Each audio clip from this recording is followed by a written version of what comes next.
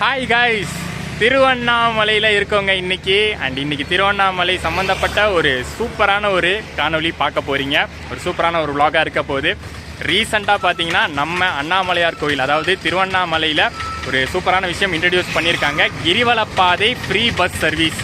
So இது வந்து for the first time இங்கே வந்து இன்ட்ரடியூஸ் பண்ணியிருக்காங்க. இது எப்படின்னா, திருவண்ணாமலை மலை பற்றி தெரியும்ல, அந்த அண்ணாமலை பற்றி தெரியும், மலை முக்கியமான மலை பற்றி தெரியும். அந்த மலையை சுற்றி ஒவ்வொரு பௌர்ணமிக்கும் ஒவ்வொரு அமாவாசைக்கும் பார்த்தீங்கன்னா கிரிவலம்லாம் போவாங்க. நடந்தே கிரிவலம் போவோம். நானும் போயிருக்கேன், பல வருஷங்களுக்கு முன்னாடி நானும் போயிருக்கேன். டோட்டலாக பார்த்தீங்கன்னா ஒரு 14 கிலோமீட்டர் அந்த மலையை சுற்றி வர மாதிரி இருக்கும். அந்த மலையை சுற்றி பார்த்தீங்கன்னா நிறைய லிங்கங்கள் இருக்கும், சின்ன சின்ன லிங்கங்கள்லாம் இருக்கும். அதையெல்லாம் பார்த்துட்டு ஓவர் நைட், இந்த பௌர்ணமி நைட்டில் முக்கியமாக வந்து மக்கள் வந்து நிறைய பேர் போவாங்க. ஸோ அந்த வசதிக்கு, அந்த ஒரு பாதைக்கு இப்போ ஒரு பஸ் வசதி கொண்டு வந்திருக்காங்க கோயில் சார்பாக. அருணாச்சலேஸ்வர் திருக்கோயில் சார்பாக பார்த்தீங்கன்னா அந்த ஒரு ஃப்ரீ பஸ் ஃபெசிலிட்டியை கொண்டு வந்திருக்காங்க. எந்த ஒரு கட்டணமும் கிடையாது. யார் வேணாலும், சின்ன வயசுலேருந்து பெரியவங்க வரைக்கும் யார் வேணாலும் அந்த பஸ்ஸில் ஏறிக்கலாம். அந்த பஸ் ஜேர்னி இன்றைக்கி எப்படி இருக்குன்னு நம்ம பார்க்க போகிறோம்.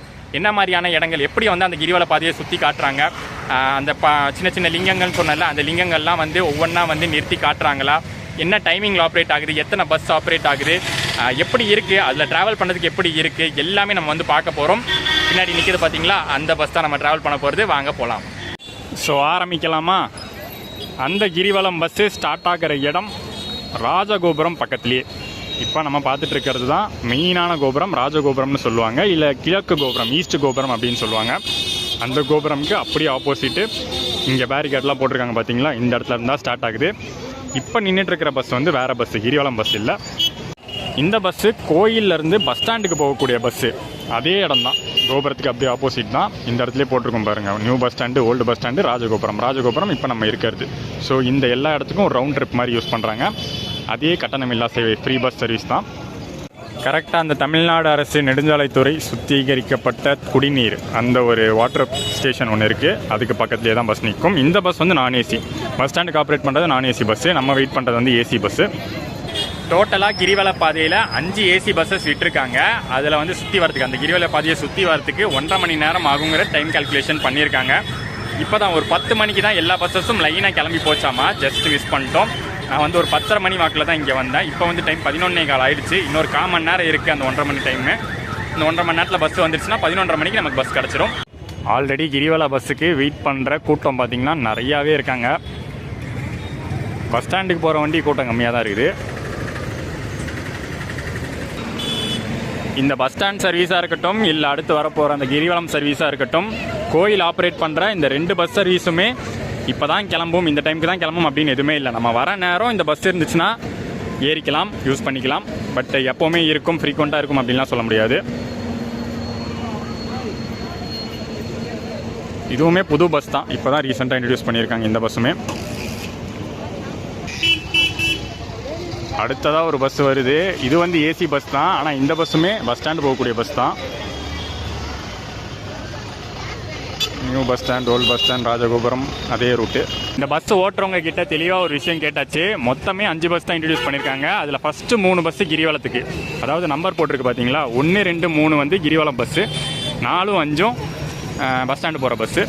கிரிவல பாதைக்கு மொத்தமே 3 பஸ் அப்படிங்கிறதுனால ரொம்ப நேரம் வெயிட் பண்ணுற மாதிரி இருக்குது. அந்த 3 பஸ்ஸும் காலையில் டைமில் ஒரே டைமில் கிளம்பி போயிருக்கும். அதுக்கப்புறம் இன்னுமே வரல போல். நான்லாம் ஒருத்தர்கிட்ட கேட்டேன், 10 மணிலேருந்து வெயிட் பண்ணுறாராமா, இன்னும் ஒரு பஸ் கூட வரலையா கிரிவல பஸ்ஸு.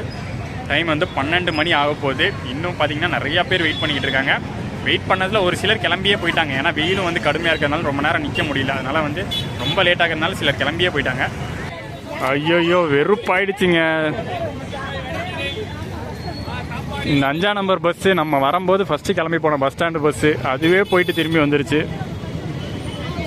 ஆஹா, அண்ணாமலையாரே ரொம்ப காக்க வைக்கிறீங்க. இங்கே நின்றுட்டுருக்கிற மக்கள்லாம் அப்படியே கடும் கோவத்தில் இருக்காங்க. சும்மாவே இந்த பஸ்ஸு மாதிரி எதுவுமே விடாமல் இருந்திருந்தால் கூட பரவாயில்ல, பட் ஃப்ரீ பஸ் இருக்குது, ஏசி பஸ் இருக்குன்னு ஆசை காமிச்சு வெயிட் பண்ண வச்சு ரொம்ப கடுப்பாக்குறாங்க வெயிலில். பார்ப்போம் எப்போ தான் வருதுன்னு. நம்ம வந்தே பார்த்தீங்கன்னா ஆல்மோஸ்ட் 2 மணி நேரத்துக்கு மேலே ஆயிடுச்சுங்க. இங்கே எடுத்த உடனே பார்த்தீங்கன்னா பயங்கர சூப்பராக போட்டாங்க. ஆஹா, ஏசி பஸ்ஸே ஃப்ரீயாகவே கூட்டிகிட்டு போயிட்டு சுற்றி காமிச்சிட்டு வராங்க. அதையெல்லாம் நம்பி தான் நிறைய பேர் வந்து இன்றைக்கி வந்து வெயிட் பண்ணியிருக்காங்க. நானும் ஒருத்தன் அந்த மாதிரி ரீல்ஸ் எல்லாம் பார்த்து தான் வந்தேன். கடைசியில் இங்கே வந்து உண்மை நிலவரத்தை பார்த்தா ரொம்பவே கஷ்டமாக தான் இருக்குது. உச்சி வெயில் போட்டு மண்டையை வேறு பொழக்குது.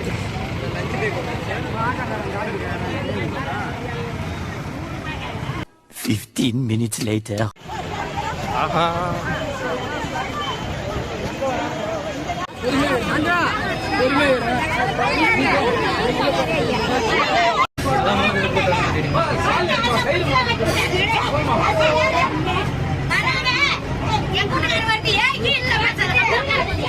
அட பாவிலா, ஏறும்போது அடிச்சுக்கிறாங்க, இறங்கும் போது அடிச்சுக்கிறாங்க. உங்களை எல்லாம் திருத்தவே முடியாது. ஏறுங்கடா. இன்னும் ஒருத்தராச்சும் உள்ள வரானா பாரு.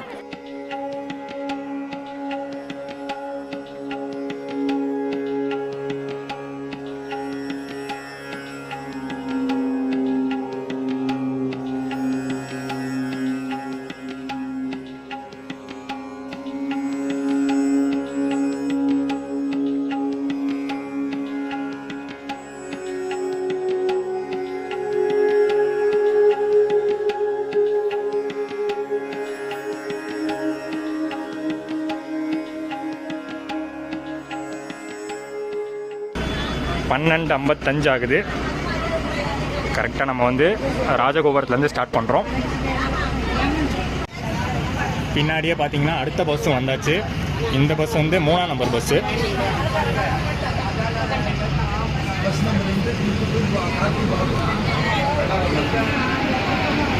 ஸோ ஒரு கடுமையான சிரமத்துக்கு அப்புறம் தான் இந்த பஸ் வந்து நம்மளுக்கு கிடச்சிருக்கு. 10:30 மணிக்கு கரெக்டாக இந்த ராஜகோபுரம் வாசல் கிட்ட நான் வந்தேன். 12:30 மணிக்கு தான் இந்த பஸ் வந்திருக்கு. கூட்டத்தை நீங்களே பார்த்துருப்பீங்க, பயங்கரமான கூட்டம்.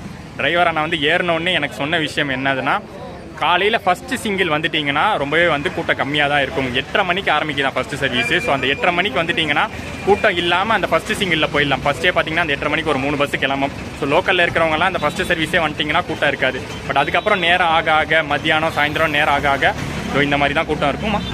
ஆனால் எல்லா 8 லிங்கமும் ஸ்டாப் பண்ணுவீங்களா இல்லை எப்படி? இதுவும் ஸ்டாப் பண்ண முடியாது. ஸோ இதுதான் பார்த்தீங்கன்னா ஃபஸ்ட்டு லிங்கம், இந்திர லிங்கம். ஆனால் இது வந்து மெயினாக பஜார் ஏரியாலே இருக்கிறதுனால வண்டி நிறுத்துறது கொஞ்சம் சிரமமாக இருக்கும். ஸோ இந்த லிங்கம் நிறுத்த போகிறது இல்லை.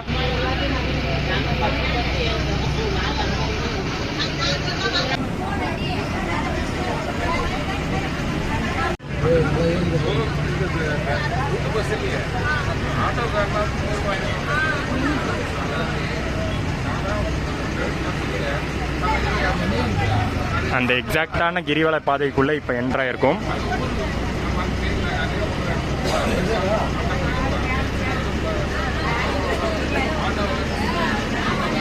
இங்கேருந்து ஆரம்பிக்குது கிரிவல பாதை. இங்கேருந்து டோட்டலாக பார்த்தீங்கன்னா சுற்றி வர்றது 14 கிலோமீட்ரு.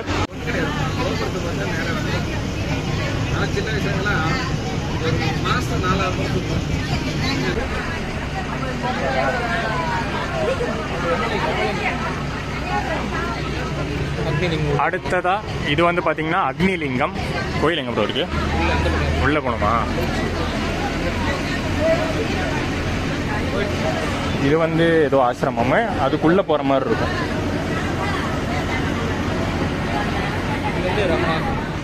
ரமணா ஆசிரமமா? இது வந்து ரமணா ஆசிரமமா?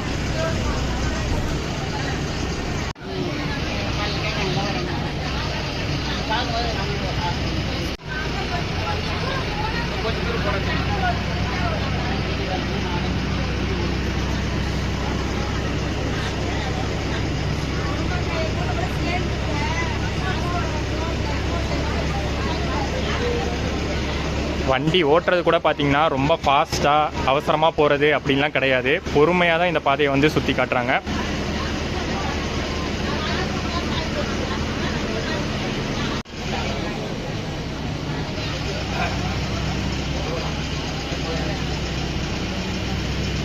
ஒவ்வொரு பௌர்ணமிக்கும் கிரிவலம்லாம் நடக்கும்போது இதுதான் வந்து டெம்பரரி பஸ் ஸ்டாண்டாக இருக்கும். இப்போ இருக்கிற மாதிரி ஊருக்குள்ளெல்லாம் வர முடியாது.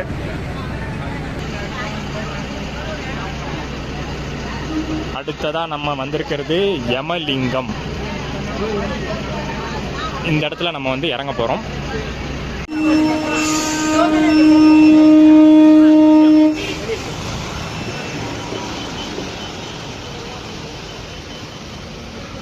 யமலிங்கம் கிரிவலம் மீதமுள்ள தூரம் ஒரு 10.5 கிலோமீட்டர் இருக்குது. 14 கிலோமீட்டரில் ஒரு 3.5 கிலோமீட்டர் வந்துட்டோம்.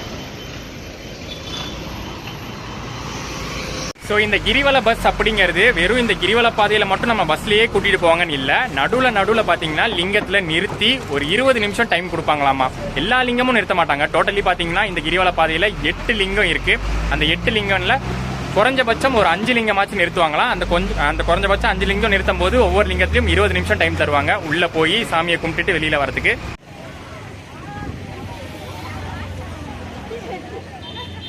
ஸோ கவுண்ட் வச்சுக்கோங்க எத்தனை லிங்கத்தை இன்னைக்கு நம்ம பார்க்குறோன்னு. ஃபர்ஸ்ட் பார்த்த அந்த இந்திரலிங்கம், அதுக்கப்புறம் அக்னிலிங்கம், இது ரெண்டும் வந்து மிஸ் பண்ணியிருக்கோம், கீழே இறங்கி பார்க்கல. அதுக்கு அடுத்தபடியாக கீழே இறங்கி பார்த்துருக்க ஃபர்ஸ்ட் லிங்கம் வந்து இந்த யமலிங்கம் பார்த்துருக்கோம். அடுத்து கவுண்ட் வச்சுக்கலாம் எத்தனை லிங்கம் பார்க்குறோன்னு. 48 கணக்கு.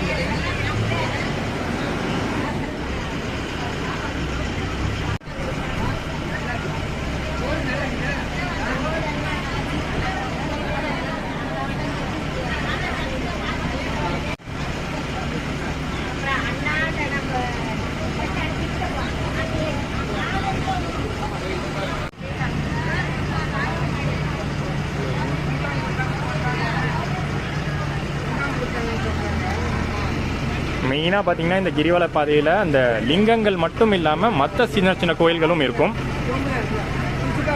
கிரிவலம் வர டைம்லலாம் பார்த்தீங்கன்னா, இப்போ நடந்து வர டைம்லலாம் பார்த்தீங்கன்னா ஒவ்வொரு கோயிலாக பார்த்துட்டு போகலாம்.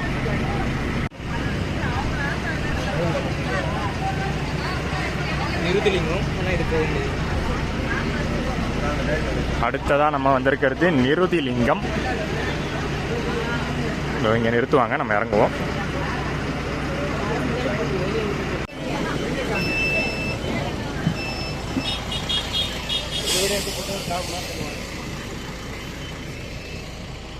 அடுத்த லிங்கம் பார்த்தீங்கன்னா அந்த நிருதி லிங்கம். கொஞ்சம் தள்ளி தான் நிறுத்தியிருக்காங்க, ஏன்னா பஸ் அங்கே நிறுத்த முடியாது, அதனால் கொஞ்சம் தள்ளி தான் நிறுத்தியிருக்காங்க. ஒரு பெரிய கூட்டத்துக்கு அப்புறம், ஒரு பெரிய சிரமத்துக்கு அப்புறம் தான் பஸ்ஸை நம்ம வந்து ஏறுற மாதிரி இருந்துச்சு. எனக்கும் வந்து ரொம்ப நேரம் வெயிலில் நின்று இருந்தது, கடுப்பாக தான் இருந்துச்சு. ஆனால் பஸ்ஸில் ஏறினதுக்கு அப்புறம் ஒவ்வொரு இடமும் நிறுத்தி காட்டுறாங்க பார்த்தீங்களா. என்ன தான் ஒரு ஃப்ரீ பஸ் சர்வீஸாக இருந்தாலும், கோயில் ஆப்ரேட் பண்ணக்கூடிய ஒரு சர்வீஸாக இருந்தாலும், சும்மா வந்து கிரிவலத்துக்குன்னு ஒரு சர்வீஸ் ஆரம்பித்தோன்னு ஆரம்பிக்காமல் ஒவ்வொரு இடமும் நிறுத்தி ஒரு 1/4 மணி நேரம் 20 நிமிஷம் வந்து மக்களுக்கு கொடுக்கணும்னு கொடுக்குறாங்கல்ல, அந்த ஒரு விஷயம் சூப்பராக இருக்குது. நிருதி லிங்கம் ரீச் பண்ணியிருக்கோம். கிரிவலம் மீதமுள்ள தூரம் 8.6 கிலோமீட்டரு.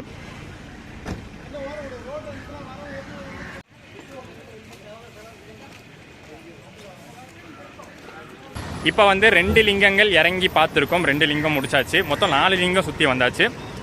வெயிட் பண்ணுறாங்க 2 பேருமே வந்து ரஷ் பண்ணுறது இல்லை. 2 ஸ்டாஃப் இருக்காங்க ஒரு பஸ்ஸுக்கு. 2 பேருமே வந்து ரஷ் பண்ணுறது இல்லை. சீக்கிரமாக வாங்கலாம் வந்து அப்படி பண்ணுறது இல்லை. லாஸ்ட்டாக இப்போ வயசானவங்களாம் நிறைய பேர் வரதுனால லாஸ்ட்டான ஆள் வர வரைக்குமே வெயிட் பண்ணி கூட்டிகிட்டு போகிறாங்க.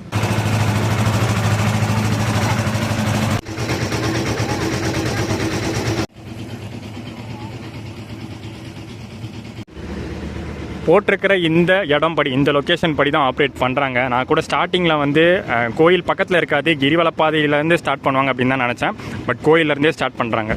எப்படி போட்டிருக்கோ இங்கே ராஜகோபுரம் கிழக்கு கோபுரத்துலேருந்து ஸ்டார்ட் ஆகுதா, அப்படி அது அங்கே தான் முடியுமோ. அதே போல் இந்த பஸ்ஸோடைய டைமிங்ஸும் நோட் பண்ணி வச்சுக்கோங்க. எக்ஸாக்ட் டைமிங்ஸ்னு கிடையாது, இத்தனை மணிக்கு தான் இந்த பஸ்ஸு அப்படின்லாம் கிடையாது. டோட்டலாக 3 பஸ்ஸஸ்ஸு. காலையில் 8:30 மணிக்கு ஃபஸ்ட்டு சர்வீஸ் ஆரம்பிக்கும். 8:30 மணிக்கே வந்துட்டிங்கன்னா நான் சொன்ன மாதிரி கூட்டம் கம்மியாக இருக்கும். அதுக்கப்புறம் பார்த்தீங்கன்னா ஈவினிங் வரைக்குமே இருக்குது. ஈவினிங் ஒரு 5:30 6 தான் மேக்ஸிமம் அந்த 6 மணி வரைக்கும் ஏறினீங்கன்னா அங்கேருந்து ஒரு 2 மணி நேரம் கணக்கு வச்சுக்கோங்க. ஏன்னா இந்த கிரிவல பாதையை சுற்ற நிறுத்தி சுற்ற கண்டிப்பாக வந்து 2 மணி நேரமாச்சும் மினிமம் ஆகும். ஸோ அந்த 6 மணிக்கு லாஸ்ட் பஸ்ஸை பிடிச்சாலும் 8 மணிக்கு நீங்கள் திருப்பி அந்த ராஜகோபுரம் வந்துடலாம். ஸோ ஃபஸ்ட்டு சர்வீஸ் 8:30 மணி, லாஸ்ட் சர்வீஸ் ஒரு 5:30 6 அந்த டைம் நோட் பண்ணிக்கோங்க.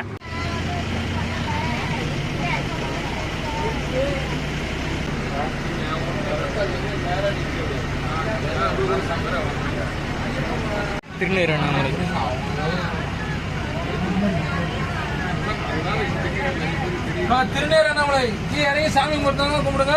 ஆனால் சாமி கூட்டிட்டு இருக்கு, கீழே இறங்கி கும்பிடுறதுனால கும்பிடுங்க.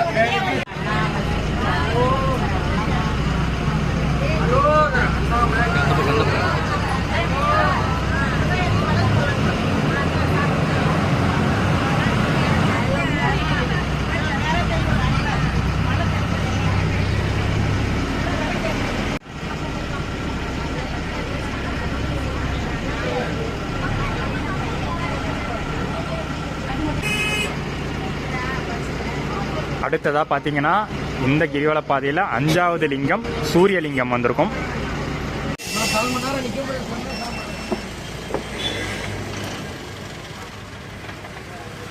சூரியலிங்கத்தை தரிசிக்க எல்லாரும் பார்த்தீங்கன்னா இப்போ உள்ளே போயிருக்காங்க. அந்த கேப்பில் நம்ம பஸ்ஸை பற்றி பார்த்துருவோமா. ஒரு சூப்பரான பஸ் கொடுத்துருக்காங்க.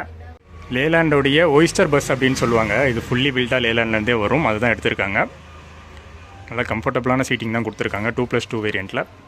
டோட்டலாக பார்த்தீங்கன்னா 35 பேர் உட்காந்துட்டு போகிற வகையில் 35 சீட்டர் கெப்பாசிட்டி. அண்ட் ஸ்டாண்டிங்கில் யாரையும் ஏற்றுறது இல்லை. அது ஒரு முக்கியமான பாயிண்ட்டு நோட் பண்ணிக்கோங்க. இப்போதைக்கு இவங்களுக்கு வந்து கிடச்சிருக்கிற இன்ஸ்ட்ரக்ஷன்ஸ் படி யாரையுமே வந்து ஸ்டாண்டிங்கில் நின்று இந்த கிரிவல பாதை பஸ்ஸில் வந்து கூட்டிகிட்டு போகிற மாதிரி அலோவ் பண்ணுற மாட்டுறாங்க.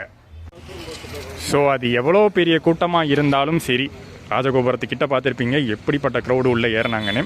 பட் அவ்வளோ க்ரௌட்லேயும் யாரையுமே ஸ்டாண்டிங்கில் ஏற்றலை. சிட்டிங் கெப்பாசிட்டி எவ்வளோ இருக்கோ அவ்வளோ பேரை மட்டும்தான் உள்ளே ஏற்றுறாங்க.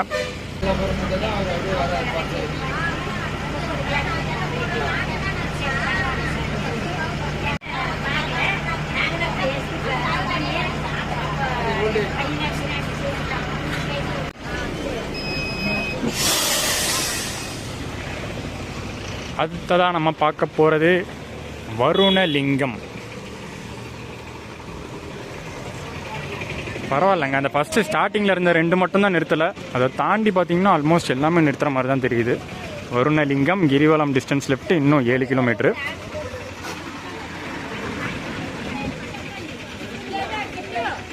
ஒரு டெம்பிள் பேக்கேஜ் மாதிரி ஜாலியாக போய்கிட்டு இருக்குங்க. நல்லா இருக்குது. ரொம்ப வந்து அவசரப்படுத்தாமல் பொறுமையாக நிறுத்தி காட்டுறாங்களா, அதுவே வந்து எனக்கு வந்து ஒரு ரொம்ப சந்தோஷமாக இருக்குது. ஒவ்வொரு இடமும் நின்று பார்த்துட்டு வரும்போது ரொம்ப ஹாப்பியாக இருக்குது. அதோட வந்து நம்ம பஸ்க்குள்ளே இருந்தே இந்த பாதையை வந்து நம்ம வந்து பார்த்துருக்கோம் பாருங்கள். கிரிவல பாதையில் நான் ஆல்ரெடி போயிருக்கேன். ஒரு 4 to 5 years முன்னாடி இந்த 14 கிலோமீட்டர் நடந்தே போயிருக்கேன். நிறைய வாட்டி திருவண்ணாமலை வந்திருக்கேன். பட் கோயிலில் வரதோட சரி, கிரிவல பாதை ஒரு வாட்டி மட்டும்தான் போயிருக்கேன். பட் இன்றைக்கி வந்து இந்த பஸ் மூலிமா போகிறது, அதுவும் நிறுத்தி எல்லா லிங்கமும் பார்த்துட்டு போகிறது சூப்பராக இருக்குது.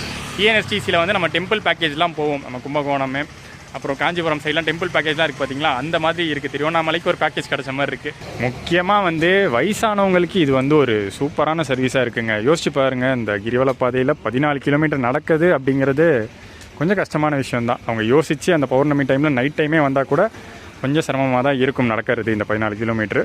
பட் இந்த மாதிரி ஒரு பஸ் ஃபெசிலிட்டினால் அவங்களால வந்து பார்க்க முடியுது ஈஸியாக. மத்தியான டைமில் நம்ம வந்து இந்த கிரிவல பஸ்ஸில் வந்திருக்கிறதுனால நடுவில் வந்து ஒரு லஞ்ச் ஸ்டாப்னால் யூஸ்வலாக நம்ம பஸ்ஸில் ஜர்னிஸில் போகிற மாதிரி லஞ்ச் ஸ்டாப் இல்லை. இது வந்து பார்த்திங்கன்னா ஒரு இடத்துல அன்னதானம் போடுறாங்க. சத்குரு சேரிட்டபிள் ட்ரஸ்ட்டு இந்த இடத்துல வந்து சாப்பாடு கொடுக்குறாங்க. நம்ம பஸ்ஸில் வந்து ஒரு சில பேசஞ்சர்ஸ் இங்கே வாங்கி சாப்பிட்றாங்க. ப்ளஸ் டிரைவரும் பார்த்திங்கன்னா இங்கே தான் சாப்பிட்றாங்க. எங்களுக்கு என்ன ஐடியானா கோயில்கிட்ட போய் சாப்பிட்லான்னு. ஏன்னா கோயில்லையுமே அன்னதானம் இருக்குது. காலையிலேருந்து சாயந்தரம் 7 மணி வரைக்குமே அங்கே அன்னதானம் இருக்குது. ஸோ நம்ம வந்து எப்படியும் ஒரு 2:30 மணி 2:45 அங்கே போய்டோன்னு வச்சுக்கோங்களேன். அங்கே போய்ட்டு சாப்பிட்டுக்கலான் இருக்கோம்.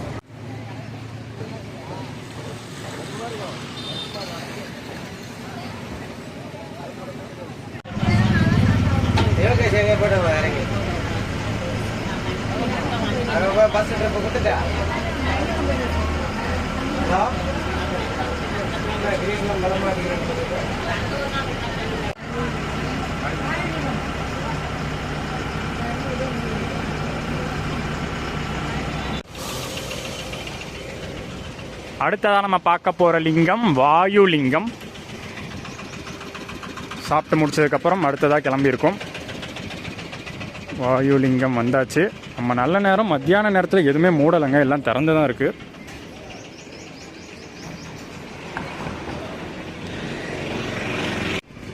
வாயு லிங்கம் முடிச்சாச்சு. அடுத்து நம்ம பார்க்க போகிறது சந்திரலிங்கம்.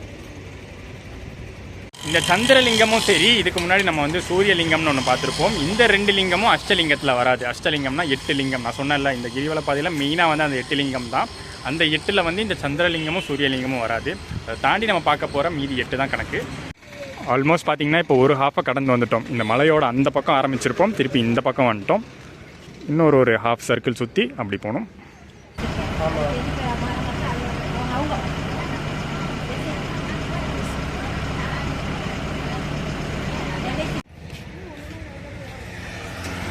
அடுத்ததாக பார்த்தீங்கன்னா அப்படியே மழை சூப்பராக தெரிகிற இடத்துக்கு அப்படியே ஆப்போசிட்டு சந்திரலிங்கம். இதை பற்றினா நான் லாஸ்ட்டாக சொல்லியிருந்தேன். சூரியலிங்கமும் சந்திரலிங்கமும் அந்த அஷ்டலிங்கத்தில் வராது. வந்துட்டோங்க. இன்னொரு 4.8 கிலோமீட்டர் தான் கிரிவல பாதை.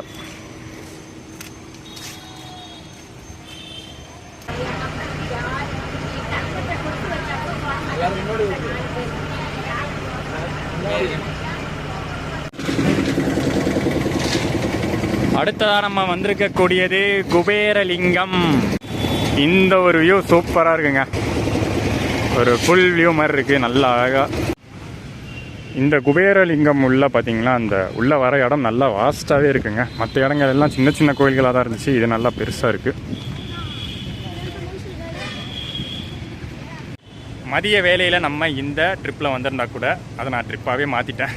ஒரு நல்ல ஆன்மீக ட்ரிப்பாக தான் போய்கிட்டு இருக்கு. ஸோ இந்த மதிய வேலையில் வந்ததுனால ஆல்மோஸ்ட் எல்லா கோயிலும் பார்த்துட்டோம். நட சாத்தாமல் எல்லா கோயில்களும் உள்ளே போய் சந்நிதி பார்த்துட்டோம். ஆனால் இந்த குபேரலிங்கம் மட்டும் பார்த்தீங்கன்னா உள்ளே வந்து சந்நிதி க்ளோஸில் இருந்துச்சு. ஸோ வெளியிலேருந்து கேட்டுக்கு வெளியிலேருந்து பார்க்குற மாதிரி தான் இருந்துச்சு.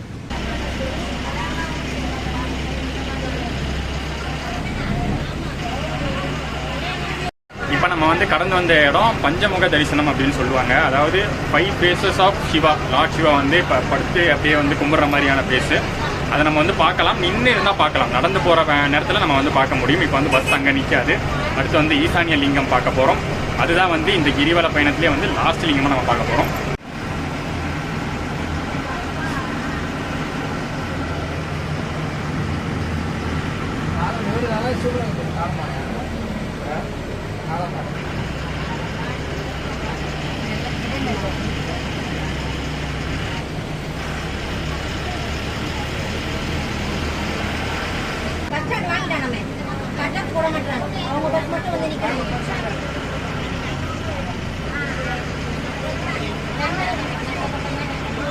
எஸ், ஃபைனலாக நம்ம வந்து அந்த ஈசானிய லிங்கத்துக்கு வந்தாச்சு. இதோட பார்த்தீங்கன்னா அஷ்டலிங்கம் தரிசனம் முடியுது.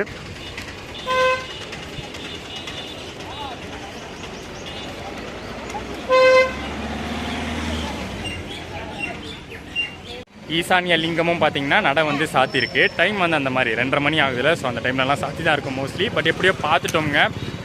சூப்பரான ஒரு விஷயம்ல. ஸ்டார்டிங்கில் வந்து மினிமம் ஒரு 5 லிங்கம் தான் பார்ப்போன்னு டிரைவர் அண்ணா சொன்னார். பட் நம்ம 6 லிங்கம் பார்த்துட்டோம். அந்த அஷ்டலிங்கத்தில் 6 லிங்கம் பார்த்துட்டோம். அது தவிர சூரியலிங்கம், சந்திரலிங்கம், மொத்தம் 8 இடங்கள் நம்ம வந்து பார்த்துருக்கோம்.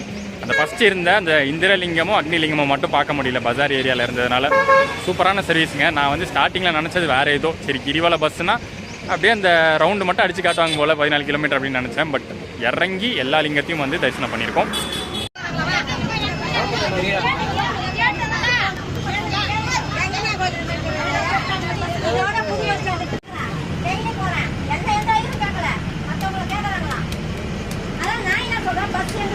கிரிவலம் முடிச்சுட்டு நீங்கள் வந்து ரிட்டர்ன் கோயிலுக்கு போகல அப்படின்னா நீங்கள் பஸ் ஸ்டாண்ட் போகணும்னா ஓல்டு பஸ் ஸ்டாண்டில் நிறுத்துறாங்க. அதை தாண்டி வந்து நியூ பஸ் ஸ்டாண்ட் போகணுன்னா அந்த பாலத்தை கிட்ட நிறுத்துவாங்க. அங்கே நீங்கள் இறக்கலாம்.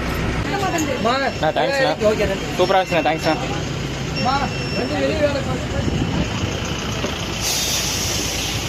நல்ல ஜாலியான அண்ணா 2 பேருமே. வீடியோவில் ஃபேஸ் மட்டும் காட்ட வேணான்னு சொன்னாங்க, அதனால தான் காட்டல. லாஸ்ட்டாக தேங்க்ஸ் சொல்லும்போது அதனால ஃபேஸ் கூட காட்டல. பட் சூப்பராக இருந்துச்சுங்க இந்த சர்வீஸு. அந்த அண்ணா 2 பேரும் பார்த்தீங்கன்னா நல்லா ஃப்ரெண்ட்லியாக வந்து பேசிட்டு வந்தாங்க எங்கள் கூட. எல்லா விஷயங்களும் ப்ராப்பராக எக்ஸ்பிளைன் பண்ணாங்க. அதே மாதிரி மற்ற பக்தர்களுக்கும் சரி, எங்களுக்கு மட்டும் இல்லை, வீடியோ எடுக்கிறதுனால உனக்கு மட்டும் சொல்லியிருப்பாங்களா அப்படின்னு நீங்கள் நினைக்கலாம். அப்படிலாம் கிடையாது. மற்ற பக்தர்களுக்குமே வந்து ரொம்ப கைண்டாக நடந்துக்கிட்டாங்க. எங்கே ஆரம்பித்தோமோ அங்கே வந்தாச்சு ராஜகோபுரத்துக்கு. இதோ இங்கே தான் பஸ் ஏறணும். இப்போ ஃப்ரீயாக இருக்குங்க, கூட்டமே இல்லை. ஆனால் பஸ்ஸுமே இல்லை. ஓகேவா, இப்போ உள்ளே போகலாமா? உள்ளனா வேறு ஒரு விஷயத்துக்காக உள்ளே போகிறோம்.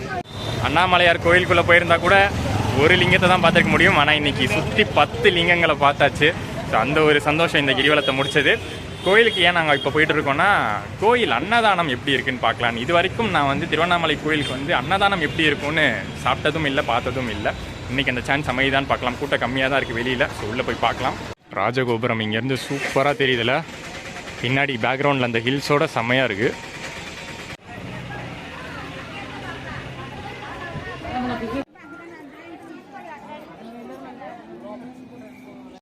அன்னதானக்கூடம் செல்லும் வழி. ஸோ போகிறதுக்கு முன்னாடியே பார்த்தீங்கன்னா இங்கே டைமிங்ஸ் போட்டிருக்காங்க. காலையில் 8 மணிலேருந்து நைட்டு 7 மணி வரைக்கும். த்ரூ அவுட் த டே அப்படின்னா நாள் ஃபுல்லாகவே இருக்கும். ஆனால் கூட்டம் பெருசாக தான் இருக்குது. பார்ப்போம் கொஞ்சம் நேரம் நின்று. திருவண்ணாமலை கோயில் அன்னதானத்தை பொறுத்த வரைக்கும் இப்போ இருக்கிற அன்னதான மண்டபத்தில் வெறும் 200 பேர் தான் உட்காந்து சாப்பிட்ற மாதிரி இருக்குது. பட் அதை எக்ஸ்டெண்ட் பண்ணிக்கிட்டு இருக்காங்க. பின்னாடிலாம் பார்த்தீங்கன்னா கன்ஸ்ட்ரக்ஷன் தெரியல, அதெல்லாம் இப்போ வந்து புதுசாக கட்டிக்கிட்டு இருக்காங்க. ஸோ அதுக்கப்புறம் மேபி நிறைய பேர் உட்காந்து சாப்பிட்ற மாதிரி இருக்கும். பட் இப்போதைக்கு வந்து டிலே ஆகிட்டு இருக்குங்க. ஒரு அரை மணி நேரத்துக்கு ஒரு பந்தி தான் ஓடிக்கிட்டு இருக்குது. அதனால் நிறைய க்ரௌடு வெளியில் நிற்கிற மாதிரி இருக்குது. ஆனால் கோயிலில் பெருசாக கூட்டம் இருக்கிற மாதிரி தெரியல. இன்றைக்கி வந்து ஒரு நார்மல் டே தான். பட் இருந்தாலும் வந்து ஒரு க்ரௌடட் டே மாதிரி தெரியுது. அப்போனா சாட்டர்டே சண்டே எந்த அளவுக்கு க்ரௌட் இருக்குன்னு பார்த்துக்கோங்க. நம்ம இந்த லைனில் நிற்க ஆரம்பித்தே ஒரு 3/4 மணி நேரம் ஆகுது. இப்போ தான் ஒரு பந்தி உள்ள இருக்குது. அடுத்து ஒரு 1/2 மணி நேரம் வெயிட் பண்ணுற மாதிரி தான் இருக்கும். 5:30 ஆச்சுங்க. ஃபைனலி எங்களுக்கு வந்து லஞ்சு கிடைக்க போகுது. மத்தியான நேரத்தில் வந்து சாப்பிட வேண்டியது. அந்த கிரிவலம் பஸ்லேயே கொஞ்சம் லேட் ஆகிடுச்சு. அது மட்டும் இல்லாமல் இங்கே வந்து நின்று 2 பந்தி போகிற வரைக்கும் நாங்கள் வெயிட் பண்ண வேண்டியதாகிடுச்சு. ஆல்மோஸ்ட் 2 மணி நேரம் கிட்ட வெயிட் பண்ண வேண்டியதாகிடுச்சு. ஃபைனலி உள்ளே போய் பார்க்கலாம் எப்படி இருக்குன்னு.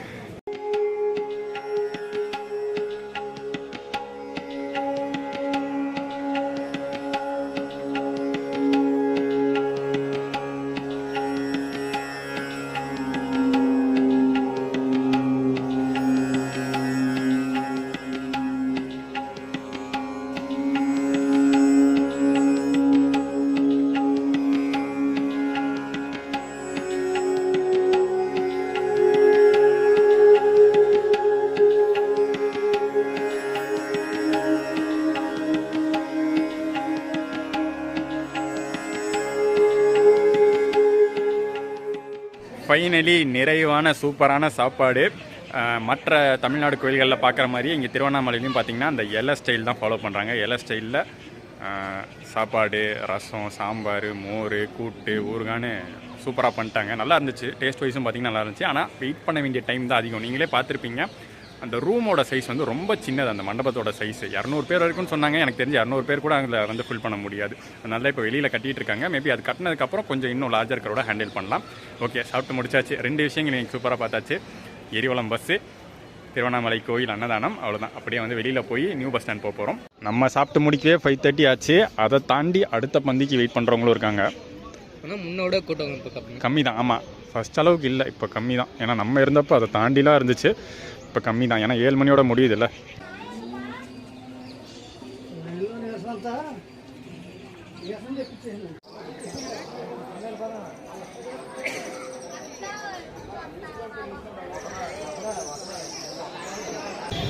கரெக்டாக கோயிலை விட்டு வெளில வரோம். 4ஆம் நம்பர் பஸ்ஸு, அதாவது புது பஸ் ஸ்டாண்ட் பஸ்ஸு. இதிலே ஏறி போயிடலாம் நம்ம. டைம் இப்போ 6 மணி மேலே ஆகிடுச்சு. இப்பயும் பார்த்தீங்கன்னா நிறைய பேர் வந்து இந்த இடத்துல கிரிவலம் பஸ் வருமானு சொல்லி வெயிட் பண்ணுறாங்க. பட் ஆல்ரெடி நம்ம வீடியோலேயே பார்த்துட்டோம். கிரிவலம் பஸ் டைமிங் வந்து மேக்ஸிமம் 5:30 6 அதுதான் லாஸ்ட் பஸ்ஸு.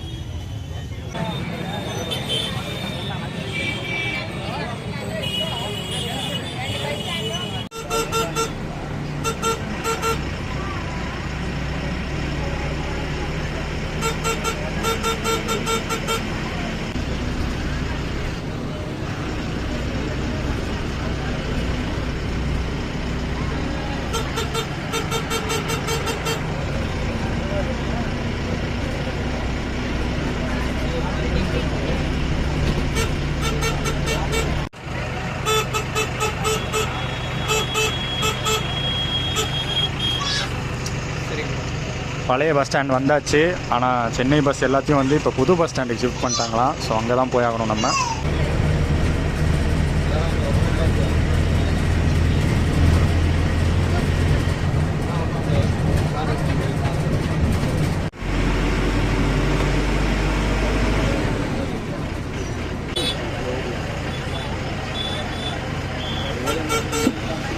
ஸோ புது பஸ் ஸ்டாண்ட் வந்தாச்சு. நம்ம கோயிலுடைய ஃப்ரீ பஸ்ஸில் எங்கேருந்து கிளம்புனா அங்கேருந்து கிளம்பும். என்ட்ரன்ஸ் ஆர்ச் இருக்குது பார்த்தீங்களா, என்ட்ரன்ஸ் ஆர்ச்சுக்கு அந்த பக்கம். இப்போ ட்ராப் பண்ணுறது இங்கே, அப்படியே சுற்றிட்டு வந்து அங்கே நிற்பாங்க. அங்கேருந்து கிளம்பும். ஸோ நியூ பஸ் ஸ்டாண்ட் வந்து கோயில் போகிற மாதிரி இருந்தால் இந்த பஸ் இருந்தால் யூஸ் பண்ணிக்கோங்க. இது ஒன்று, அப்புறம் இன்னொரு பஸ் இருக்கும்.